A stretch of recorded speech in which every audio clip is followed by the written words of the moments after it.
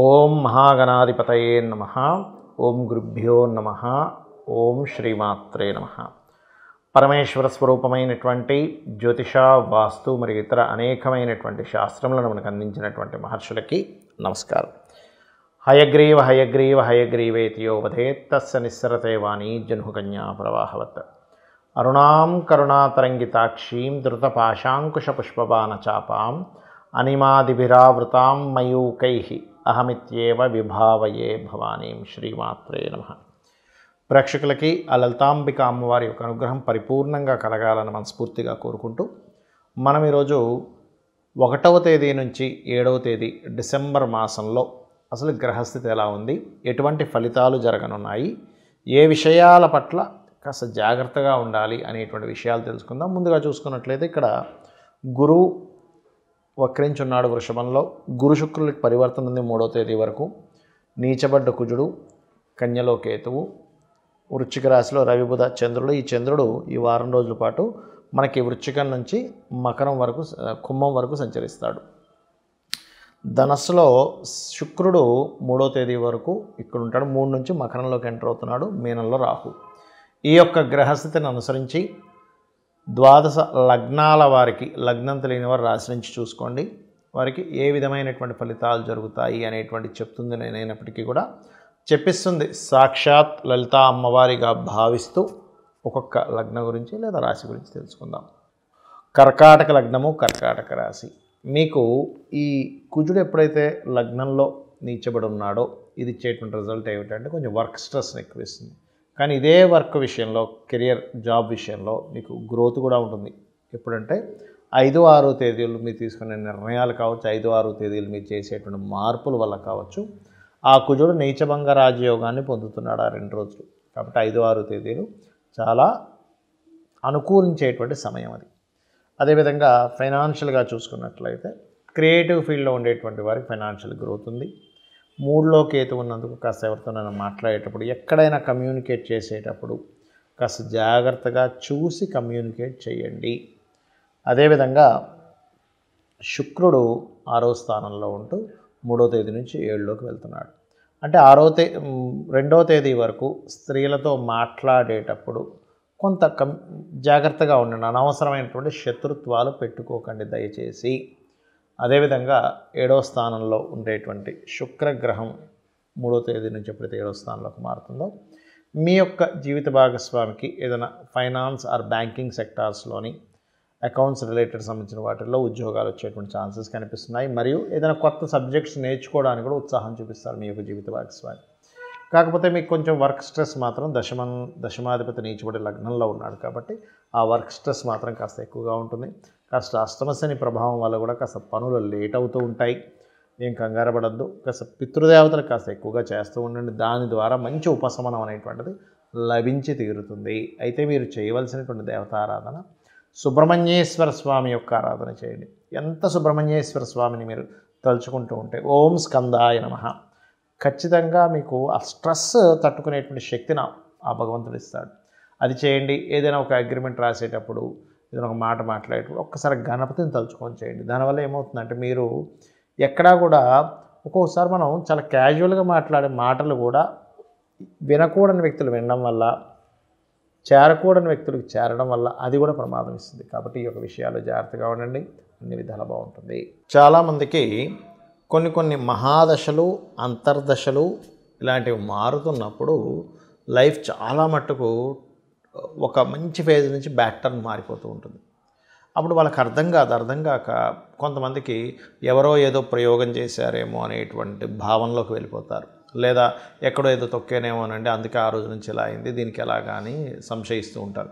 మరి కొంతమంది కొంత ఆస్ట్రాలజీ మీద నాలెడ్జ్ ఉండేటువంటి వారు ఈ మహాదశ నడుస్తున్నటువంటిది మహాదశ మార్పు చెందింది లేదా అంతర్దశ మార్పు చెందింది అనేటువంటి తెలుసుకొని దానికి సంబంధించి దానం ఇస్తూ ఉంటారు. మరి జాతకం తెలుసు అనుకోండి, చక్కగా ఏ మహాదశ నడుస్తుంది, ఏ అంతర్దశ నడుస్తుందో తెలుసుకొని దానికి సంబంధించిన మార్పుల్ని గమనించి అది పాపగ్రహాలతో ఉందా, శుభగ్రహాలతో కలిసి ఉందా అనేటువంటి చూసి మనం దానం ఇస్తాం. మరి కొంతమందికి జాతక చక్రం ఉండదు, కానీ ఎక్కడో ఏదో ఇబ్బంది అవుతూ ఉంటుంది. అలాంటప్పుడు గ్రహ సంబంధంగా ఎటువంటి పరిహార మార్గం చేసుకోవాలి, ఒకవేళ కొంతమందికి చూడండి గాలి ధూళి అంటూ ఉంటాను చూసారు, లేదా ఎవరో ప్రయోగం చేసిన అనుమానం ఉంటుంది. కానీ ఈ రోజుల్లో చాలా తక్కువ మంది ఉన్నారు అలా చేసేటువంటి వారు. ఆ సాధనలు చేసేవాళ్ళు కూడా చాలా తక్కువ మంది. అపోహలు ఎక్కువగా ఉంటాయి. ఏమీ జరగకపోయినా ఏదో జరిగిందేమో, ఎవరో ఏదో చేశారేమో అనేటువంటి అపోహ ఎక్కువగా ఉంటుంది జనాలకి. అయితే ఇక్కడ మొట్టమొదటిగా నేను చెప్పేది ఒకటే, మీకు ఒకవేళ కాలం అనుకూలించటం లేదు, గ్రహాల యొక్క స్థితిగతుల్లో ఏదో మార్పు వచ్చింది కానీ అంతు చిక్కట్లేదు అని అనుకునేటప్పుడు సింపుల్గా ఒకటే మార్గం, కొన్ని మార్గాలు చెప్తాను.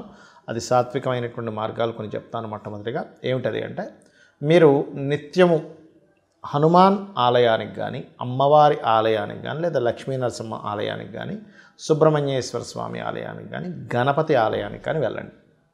మీరు లేదండి ఇవన్నీ కాదు నాకు వెంకటేశ్వర స్వామి ఆలయం దగ్గరగా ఉంది వెళ్ళండి, ఏమీ తప్పులేదు.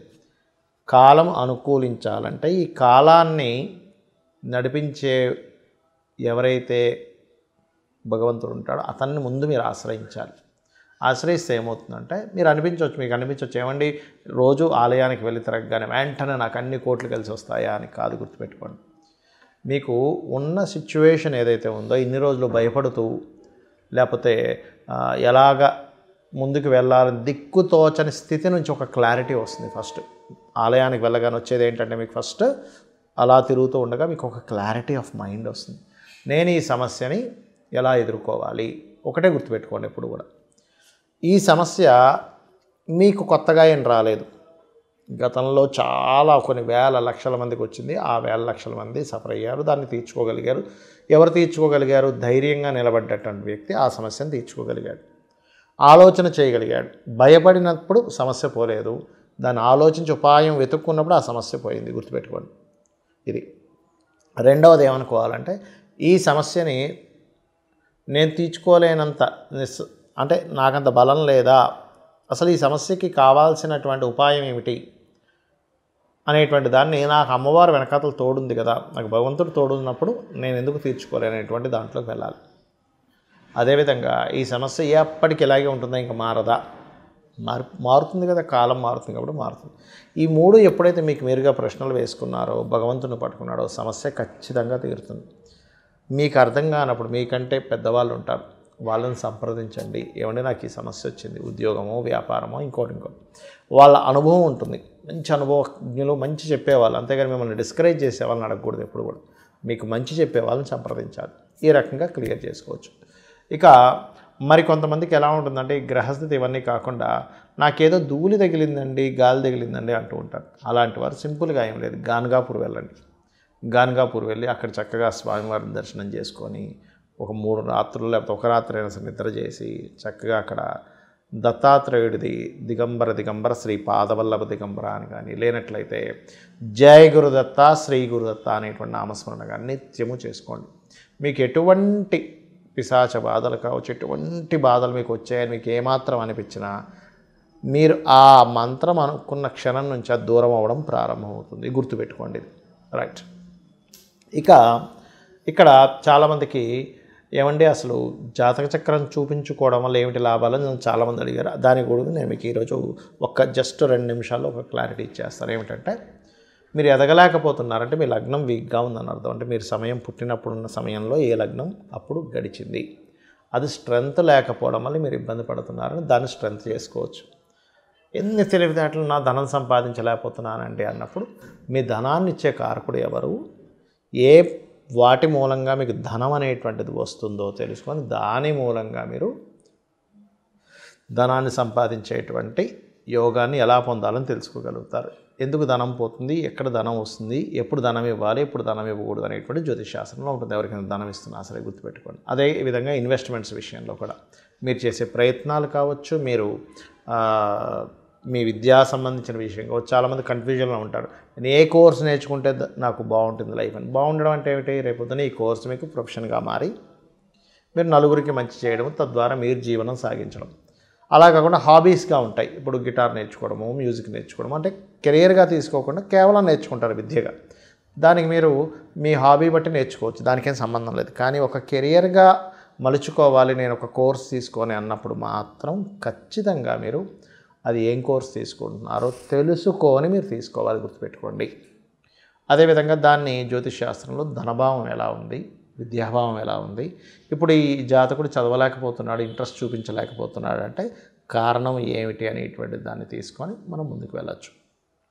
అలాగే వివాహం ఎప్పుడవుతుంది, ఒక వ్యక్తికి ఉద్యోగం రాకపోవడానికి గల కారణం ఏంటి, వివాహ సమయం ఏంటి, విదేశాలకు వెళ్ళే యోగం ఉందా లేదా, ఇలా అనేకమైనటువంటి విషయాలకి ఆటంకం ఎందుకు కలుగుతుంది, ఆ ఆటంకం కలగడానికి పూర్వజన్మలో చేసుకున్న కర్మ ఏమిటి, దాన్ని ఎలా తగ్గించుకోవాలి, ఆ భగవంతుడు అమ్మవారి యొక్క పాదాలు ఎలా పట్టుకోవాలి అనేటువంటి విషయాన్ని మీకు కనుక తెలిసిందే అనుకోండి, ఈ జాతకం ఇవేమక్కర్లేదు, చక్కగా అమ్మవారి పాదాలు పట్టుకుంటారు, మీరు ధర్మంగా మీ పని మీరు చేసుకుంటూ వెళ్తారు. ఖచ్చితంగా అమ్మవారే మీకు అనుగ్రహిస్తుంది. శ్రీమాత్రే నమః.